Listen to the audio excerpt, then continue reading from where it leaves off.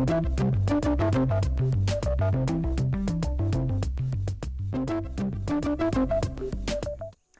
my name is Melissa Runk. I'm the Ag Production Systems Extension Educator for Pipestone and Murray counties, and today we're going to be discussing how to do body condition scoring or assessing overall fat deposition on a beef cow.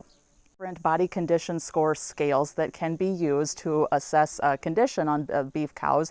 The most commonly used one is 1 through 9, where 1 denotes a severely emaciated and weak animal, and 9 is extremely obese. We don't see a lot of females that fall into the 1 or 9 category. The majority of the beef cows that we see traditionally are going to fall between 2 to 8. When assessing body condition scores on the animal, it's important to know where the important places to look are. As mentioned, you need to know how does that animal deposit fat on their carcass. One of the important places to look is on the rib of an animal. So when we're talking that, especially the lower ribs, we're looking at the lower ribs and the back ribs right in here. If an animal is, if you can see these back 2 ribs back here, that animal is going to fall into the lower range, probably something lower than a body condition score of 4.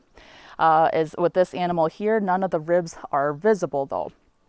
Another place that we would look to assess fat deposition is down her spine and over her tail head right here.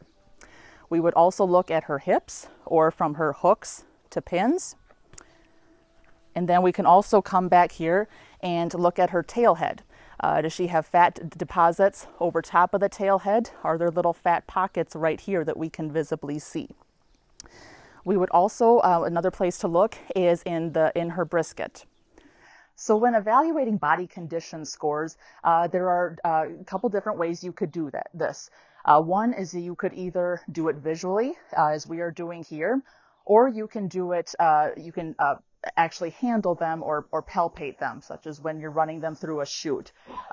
If whatever is easiest for you as you are learning to do it, it may be easiest, as I said, as they're coming through the chute and you're working them, and you can actually get up here and feel that animal, feel the fat deposition on there. The reason that it can be a little bit challenging is that when animals, during times of the year when they have a longer hair coat, it may be more difficult to decipher true fat thickness when it's covered up by longer hair. So this one, she shed out a little bit, she shed out pretty well, so it's not too difficult to actually assess how much fat deposition she has on her body. But again, if it's more difficult for you, run them through a chute. Other things that are going to throw off a little bit on how much fat you can actually tell that animal has, like I said, the longer hair coat, how late they are in gestation, and sometimes too the color of the hide can be a little bit difficult to assess how much actual fat they have. Sometimes black-hided carcasses or black-hided cattle are a little bit more difficult to truly assess. Other things that can throw you off that may make them seem like they have more fat thickness than they really do is ruminal fill. So when they've got a lot of outward turn to that rib, it may make it appear as though they are fatter than they really are. But if you, again, understand how they deposit that fat on their carcass, if we looked, we properly assess that here, cross here, and then back here, we'll know that whether is that actually fat or is that true fill. Just by casual observation, we would say that this female is in optimum condition. Her ribs are not noticeable by looking at them. Her muscling in her hindquarters is plump and full, and she has fat around the tail head and covering her foreribs. So by the common descriptions that we would find, we'd call this one probably a body condition score 6.